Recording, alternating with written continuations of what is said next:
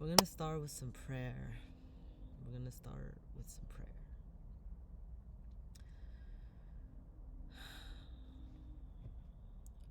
أعوذ بالله من الشيطان الرجيم. بسم الله الرحمن الرحيم. بسم الله الرحمن الرحيم. الحمد لله رب العالمين الرحمن الرحيم مالك يوم الدين إياك نعبد وإياك نستعين اهدنا الصراط المستقيم صراط الذين أنعمت عليهم غير المغضوب عليهم ولا الضالين آمين. قل هو الله أحد الله الصمد لم يلد ولم يولد ولم يكن له كفوا أحد. قل هو الله أحد الله الصمد لم يلد ولم يولد ولم يكن له كفوا أحد. قل هو الله أحد الله الصمد لم يلد ولم يولد ولم يكن له كفوا أحد. قل أعوذ برب الناس ملك الناس إله الناس من شر وسواس الخناس الذي يوسوس في صدور الناس من الجنة والناس. قل أعوذ برب الفلق من شر ما خلق ومن شر غاسق إذا وقب ومن شر النفاثات في العقد ومن شر حاسد إذا حسد. Okay, Ramadan Mubarak, Ramadan Kareem, Ahlan wa Sahlan, Ya Muhmin, Muhmin,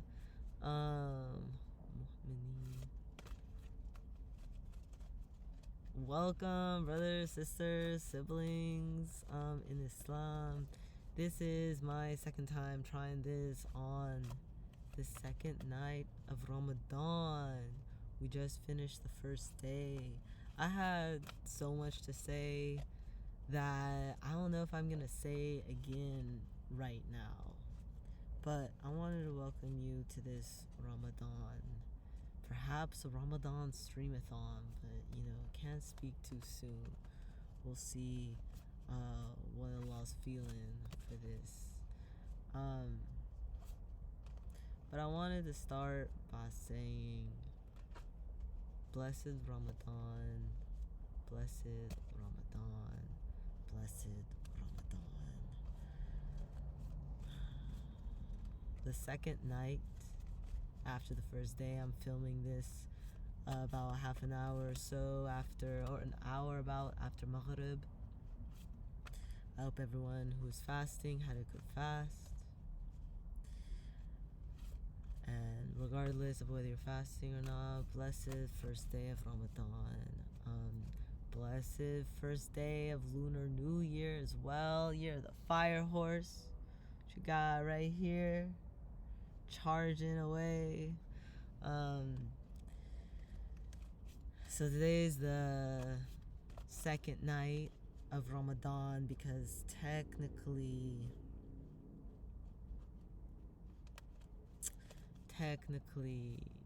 Ramadan starts with the sighting of the Hilal, the new crescent moon.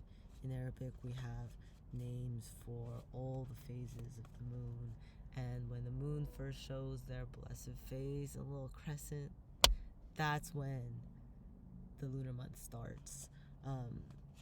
If you follow the moon or no other ways, the new moon is often celebrated at the dark moon or observed at the dark moon. That's the astronomical new moon when the sun and moon are at the exact same degree in the sky, so the moon is not visible. The dark moon, and yet we don't actually start the lunar calendar at the astronomical new moon, at the dark moon. We mark the beginning at the sighting of the crescent. That's the beginning. The dark moon is the liminal, the in-between. And this one was an eclipse in Aquarius. an eclipse in Aquarius, waking up the collective. And I truly feel, I've been seeing people with memes saying that, like, the moon's uniting us, right? Because there's the start of Ramadan, Lunar New Year, Year of the Fire Horse, and eclipse season all at the same time. And I do feel like we are being collectivized, we're awakening to collective in an increasingly powerful way. Though this is not actually the first time that Ramadan has aligned with eclipse season. It did so last year, and I believe the year before. Though I have to see exactly when it is, but I feel like Ramadans have been Ramadans of revolution for a while, right? And I just pray that this is a blessed time for all of us to come back to Source, to come back to Allah, to come back to the divine who has revealed themselves in many times, in many places, in different ways, who has revealed themselves to us in Islam as the most merciful, as the one, as Al-Hayyu Qayyum, the living, the everlasting, Ar-Rahman Ar-Rahim, the most merciful, the most gracious, Al-Wadud, the most loving, Al-Muntaqim, the avenger.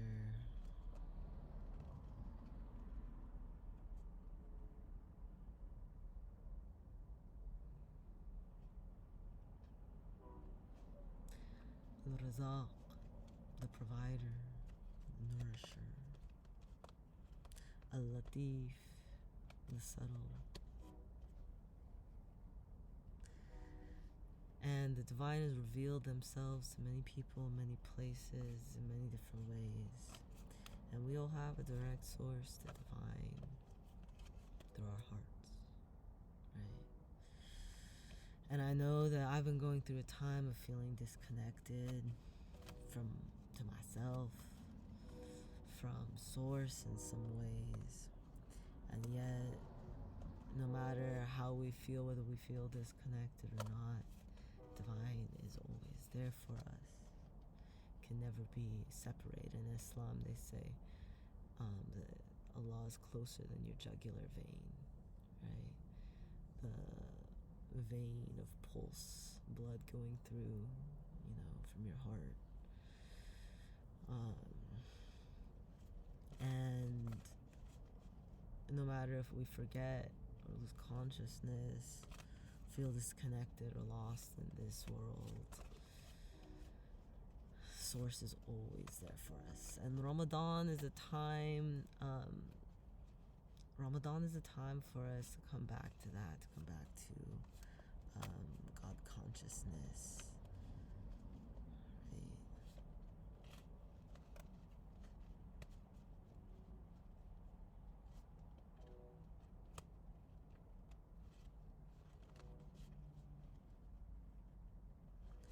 To our essences, our fitra, our nature, right?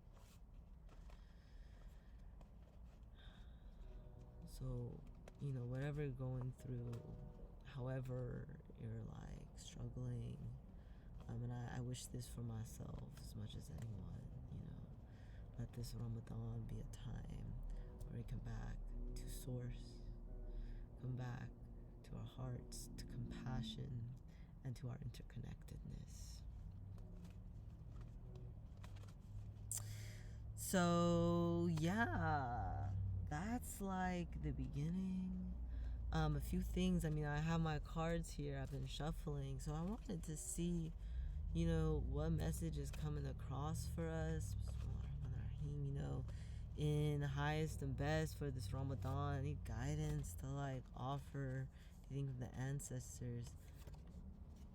Kurandera of air, King of Swords. This is the first one on this Aquarius moon, this fire horse season. And I just burned rosemary as well, actually. Speaking one's truth. speaking one's truth, sharing the medicine that grows near you. Herbalists often say, and I don't know if there's a source of this, forgive me if I neglect to mention or remember, but the medicine we need often grows close to home. And rosemary is one that grows throughout California. It's grown in many places I've lived. Rosemary is a healer, a circulator of blood. It's warming. It's good in the winter. And here it is offered with the sickle, with the cycle, kind of looking like the new moon here, and the hoe in the back, moving through the earth.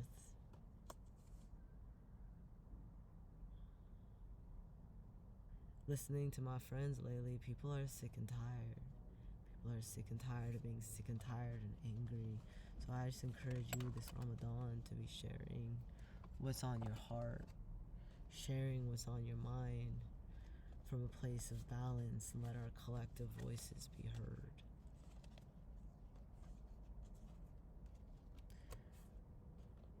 What came out as I was speaking is Iha of air and Adalita of fire. So that's Page of Swords reversed and Knight of Wands. Fire movements. We might not always say it right. We might be learning how to speak, reclaiming our voices that have been taken. But sharing them builds momentum, not just with yourself, but in others who listen and hear and see that our voices are collectively needed to get us where we're going. And this might be a time where we're running ahead of ourselves and our thoughts, right?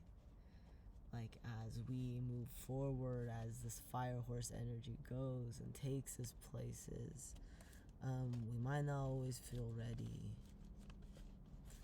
but the time is now.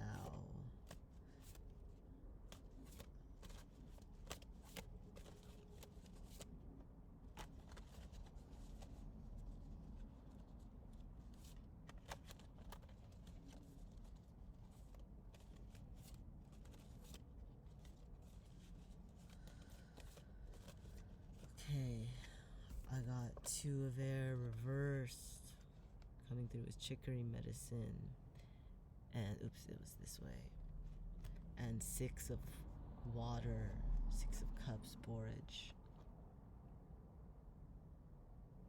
We may have been in, oh, it was this way. We may have been in stalemate for a little bit, trying to listen, not being able to hear, at a crossroads, stuck, imbalanced, feeling like our voices and our decisions are trapped and spiraling inside. But sharing our voices is part of what creates safety, open safety, by finding those who value us and those.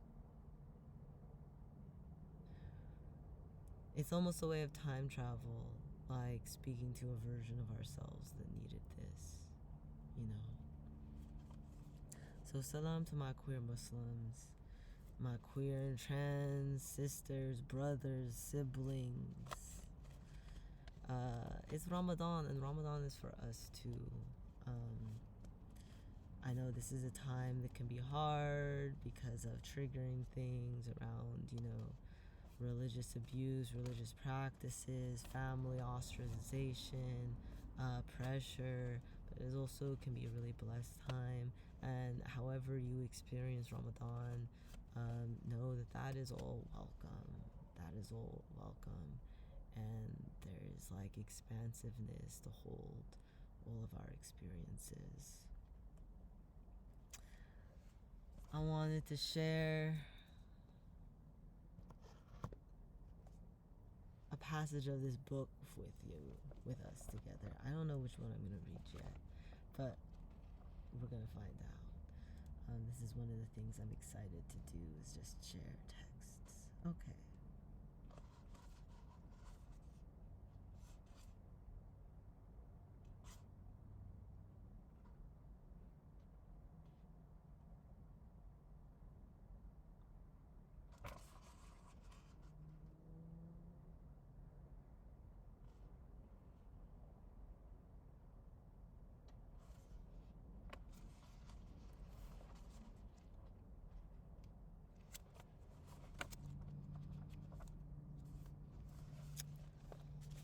I guess this is where we're gonna start.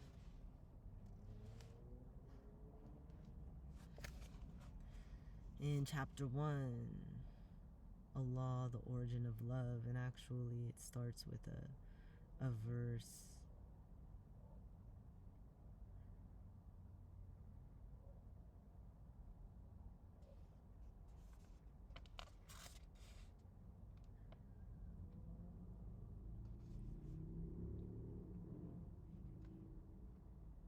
But I'm gonna skip to the first paragraph. Allah is the creator of the universe and the light of the heavens and the earth.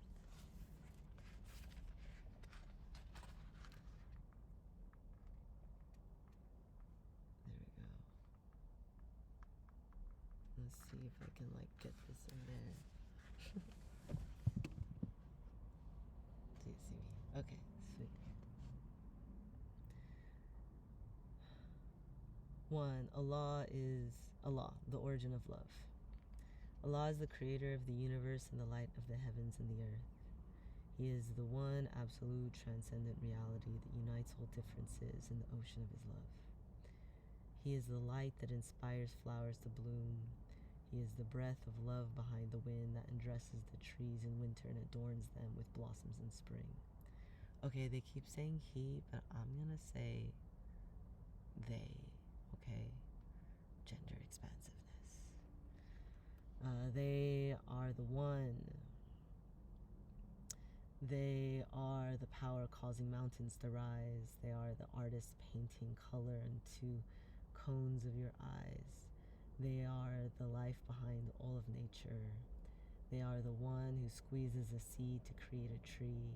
The one who love changes stones into gold, whose love changes stones into gold.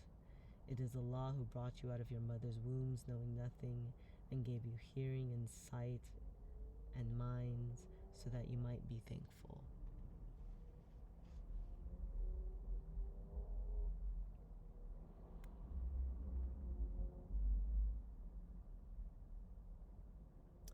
Allah is the creator of every scientific law. He is the one who gave everything its form and function, then guided it to the embrace of his perfect plan. And that last line was from verse 2050 in the Quran. Allah is as-Samad, which does not just mean self-sufficient, but comes from a root that means solid, impenetrable, non-hollow.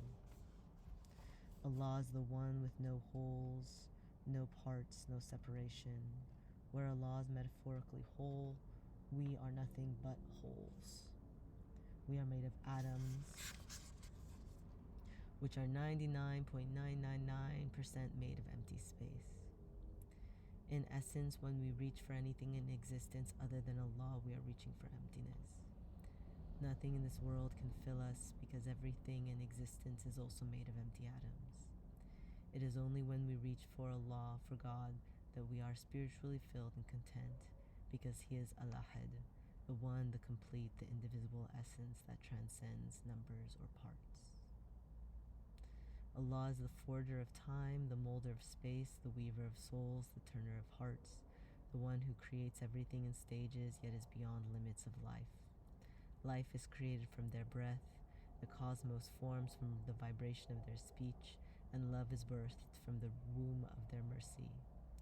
They are the one who said be to the vast nothingness, and existence sprouted into being. Their words inspire light to break the darkness of nothing into the dawn of life. When the sun sets, when the stars become shy, when the moon hides behind clouds, they are the light that never dies. They are not the universe.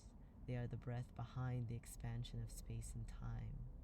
God is not what the eyes see, but they are that which gives seeing to your eyes. They are not what the hands can touch. They are that which inspires you to reach.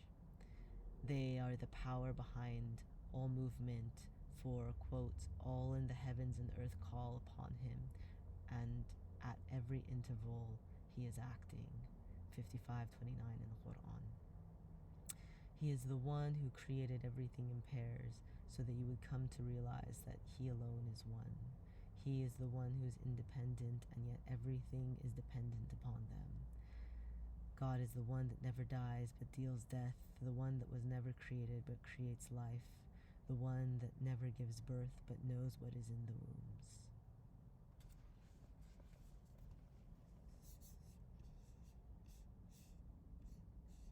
Ramadan Kareem, Ramadan Mubarak.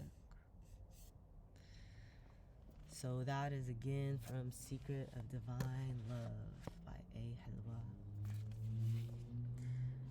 It's a popular book. There's a lot of beautiful parts from it. I'm trying to remember the word. I'm trying to remember a word right now. Let me look it up.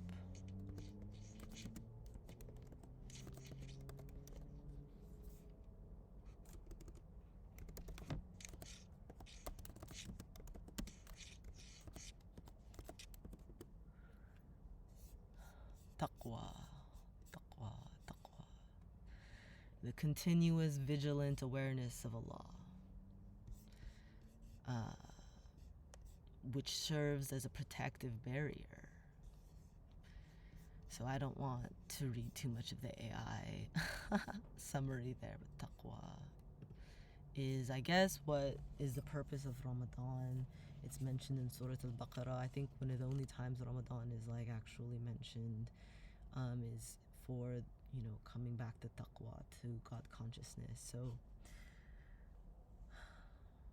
why I would share that now is because regardless of your practice, regardless of your relationship to family, regardless of the ways you do or don't break the rules, Ramadan is the time to come back to the awareness, the spirit, the source, the divine is everything, and all around us. And this is a nice time to come back to that, because we live in a crazy, often terrible and cruel world, and yet that and our lives are all temporary, whereas divine source is eternal.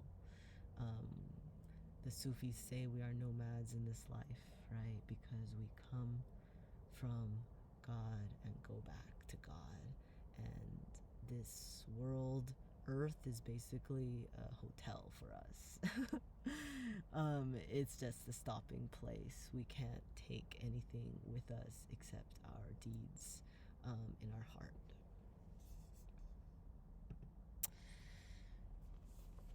And I think one of the things that comes with me, and feel free to share, if you have any thoughts of anything that came up from that, but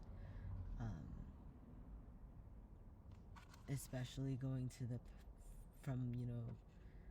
Allah as a samad, which is solid, impenetrable, non-hollow, and the fact that we're made out of atoms and vibrations and a lot of like emptiness. Like, I've actually been feeling a lot of emptiness from the past couple months due to life circumstances, pain, and I keep talking about that like it's a problem, and yet in some moments I experience flashes of recognizing that emptiness that I feel, the being hollowed out, is there to remind me that everything is from the one, everything is from Allah, right? And that whatever I am or could do or create or connect to is from the one who gives all. It reminds me of a Sufi story that I read when I was younger. I believe it's from a Rumi poem, but you know how all these things filtrate through consciousness. But basically, there was a lover of God, a Sufi, who spent, you know, so many hours, all hours of the day and night, crying for God, like, you know, crying with love in their heart. And someone walked by and laughed at them and was like, oh my God, why do you spend all day crying for someone who doesn't answer you? And the Sufi stopped and was like, wow, here I am crying, and like, what's my response? And they like sat and they stopped for a while, and they felt,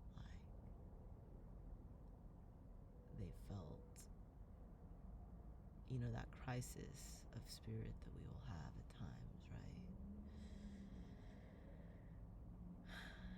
And they realized in that crisis that the desire to cry, the desire to pray, that is the answer, right? And in this whole time, like, I've always just been asking, please, for guidance, please come back to myself, like, all of that. And so know, you know, whatever pain in your heart you have is a cry, right? It's a cry that's been put there for us to recognize our interconnectedness, our oneness, and the oneness behind all.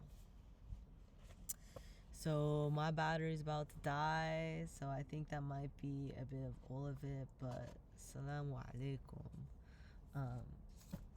I'm going to end by a little bit of sharing who I am, right? I'm Starlight Shamsi. I am beloved. I am a lover. I am a nomad. Displaced, placed, a nomad like my ancestors were in these lands in Turtle Island, in the magical place known as California. Salam to Yokut's land, salam to Miwok, salam Olone, salam to the Bay. I'm an artist, dancer, storyteller. I am the meaning of beloved, and I'm here to share. So thank you for joining me, and I hope you come back for another day of Ramadan. I hope you move throughout your life with blessings, with guidance, with protection, with healing, with a heart full of love. So, Salam al-Mu'min and Shamsuddin.